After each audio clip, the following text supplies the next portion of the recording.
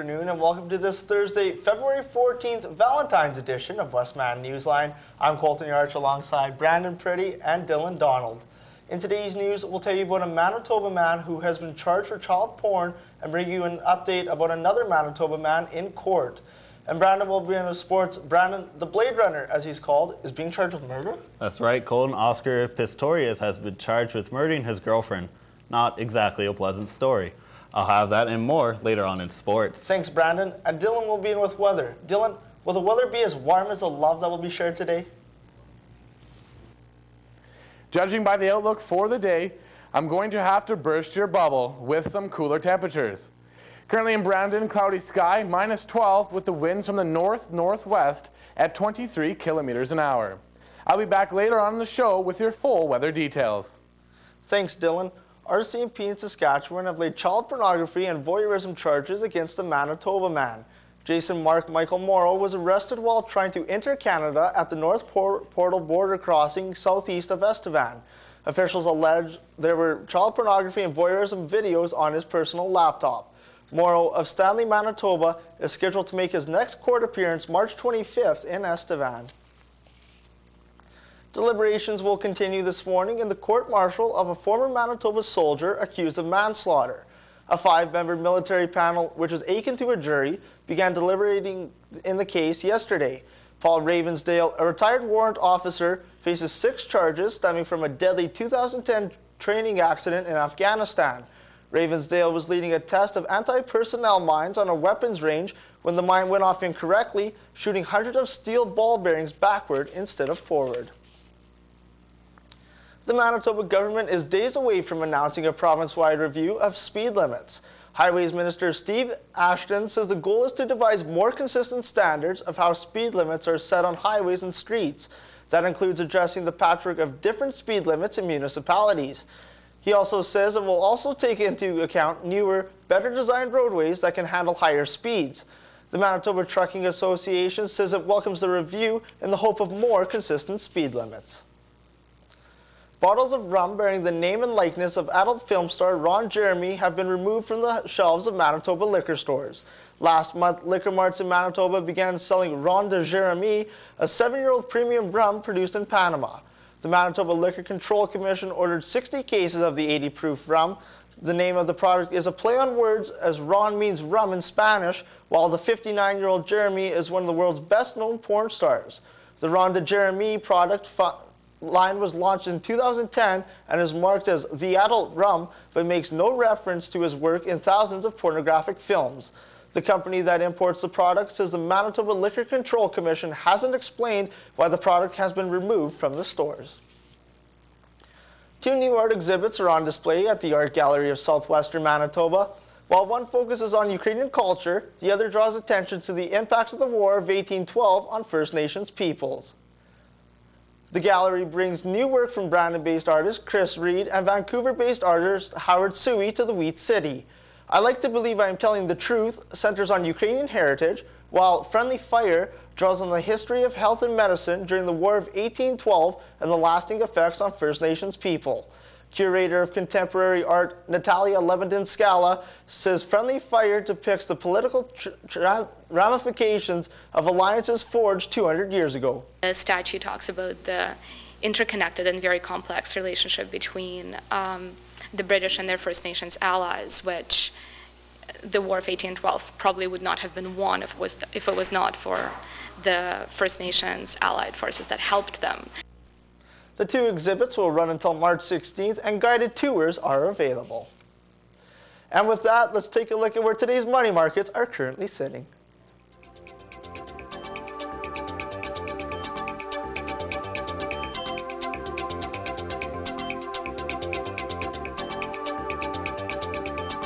Westman Newsline, produced by the IMA Media Production students of Assiniboine Community College. Local news, weather, and sports on Brandon's only TV newscast, Westman Newsline, airing at 1 p.m. Tuesday, Wednesday, and Thursday on WCG TV. NASA says an asteroid half the size of a football field will whiz by the Earth on Friday. Scientists say while there's no cause for concern, it will pass by at a remarkably close distance of about 17,000 miles or 27,000 kilometers. Tom Foreman explains a close call. In cosmic terms, this is a very close encounter, the closest one that NASA has ever seen for something this big. Let's get some reference points here. When we talk about the Earth, many of us like to think the moon is close to us, but the moon is really not as close as you think. It's almost 250,000 miles away. So what is close in space? Satellites. We've been launching these for many decades now, and we've filled the sky with them. Some of them are fairly low, others are quite high. The highest ones out there are communications and GPS satellites, which are about 22,000 miles up in the air. So where is this asteroid going to be? It is going to shoot out of the sky and cut right through the top of the satellite belt at about 17,000 miles. Is that dangerous? No, not really, in part because of the size of this thing. The official name, by the way, is 2012 DA-14. It's only about 50 yards long or wide, no matter how you want to talk about it. It'll be traveling 18,000 miles an hour, almost. That's fast. If it were to hit Earth, it would have a huge explosion equal to more than 2 million tons of dynamite. But that really wouldn't be enough to harm the Earth unless it hit a populated place. Yes, it would knock down trees and destroy an area of several hundred miles, but that would be all. And most importantly, scientists who have been tracking this thing for more than 2 million miles already say it's just not going to hit the Earth. It is going to miss, even though this is a very close call. A 10-year-old pit bull terrier in Lincoln County, Oklahoma, is being praised for her heroic actions. She saved 2 sisters from their burning home. Katie Blakey has the amazing story. You'd never know Baby is an old dog. Her owners can barely keep up. Let her have it. She chases everything. And apparently Baby's mind is just as fast as her feet. Early Tuesday, smoke and flames filled the family's Wellston home. Rhonda Westenberger and her sister were sound asleep, unaware of the danger, until Baby sprang to action. Baby, the pit bull, she went and nudged her and kept nudging her. The dog would not stop barking and pouncing until the women woke up. And when they did, they had just seconds to escape. I went back and there was flames shooting down the hallway. If Baby hadn't have woke Evelyn up, I don't think neither one of us or none of us would come out of it.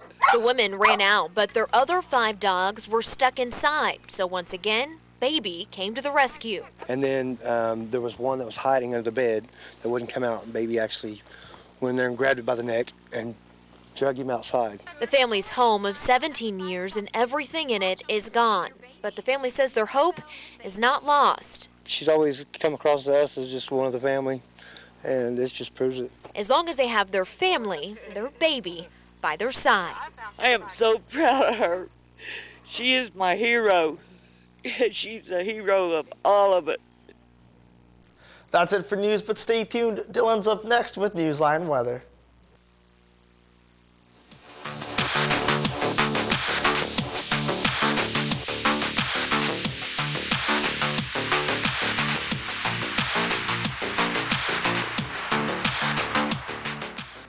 Good afternoon with Newsline Weather. I'm Dylan Donald.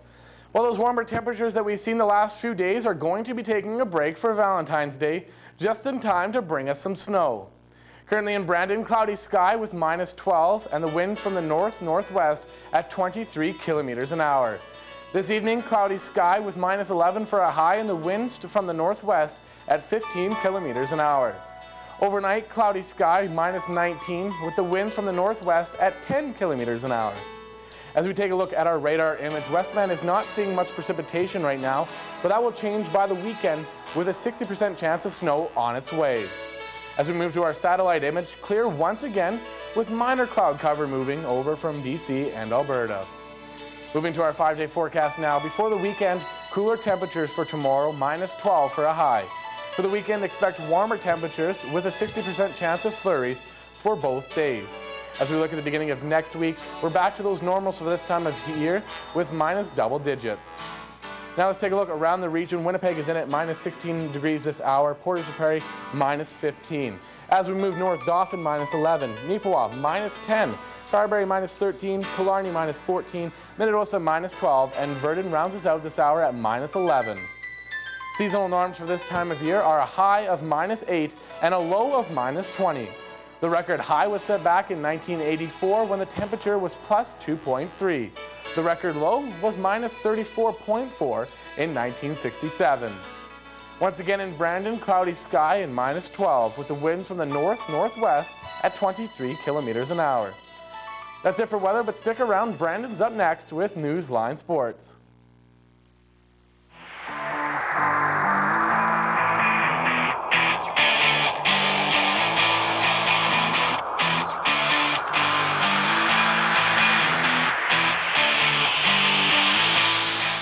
Good afternoon with Newsline Sports. I'm Brandon Pretty. Oscar Pistorius has been charged with the murder of his girlfriend after model Riva Steenkamp was shot inside the Olympic athlete's home in South Africa. Police said the 26-year-old male would appear in court later today. Police in South Africa do not name suspects in crimes until they have appeared in court, but police spokesperson Denise Bugh said that Pistorius was at his home after the death of the 29-year-old Steenkamp, and there is no other suspect involved. Bugh said the suspect was undergoing blood alcohol and forensic tests and had made the request to be brought to court immediately. Bugh said he would apply for bail, but the South African Police Service would oppose the application. Bugh said there has been previous incidents at Pistorius' home. The Brandon Wheat Kings have had a difficult season. Being the last team in the Eastern Conference isn't an easy thing and definitely takes a toll on the team's morale. The Wheaties seemed to be atop of their game at practice on Tuesday, but that wasn't reflected when it mattered when they lost 3-0 to Medicine Hat last night. With only 14 games remaining in the season, we asked assistant coach Darren Ritchie what the team needs to work on and how the team members keep their morale up. Prepare ourselves properly, have our guys ready for every game going in. I think that's the easy thing to keep your morale up is coming to the rink. It's a great thing to be playing hockey, coaching hockey. We're pretty fortunate to do what we're doing. The Wheat Kings play the Kootenay Ice tomorrow night at the Keystone Center and are hoping to end the current losing streak. Last weekend, the Brandon Bobcats and the Calgary Dinos played 2 games at the Healthy Living Center. Westman Newsline's Randy Joseph Lilly went to the new facility and got the story.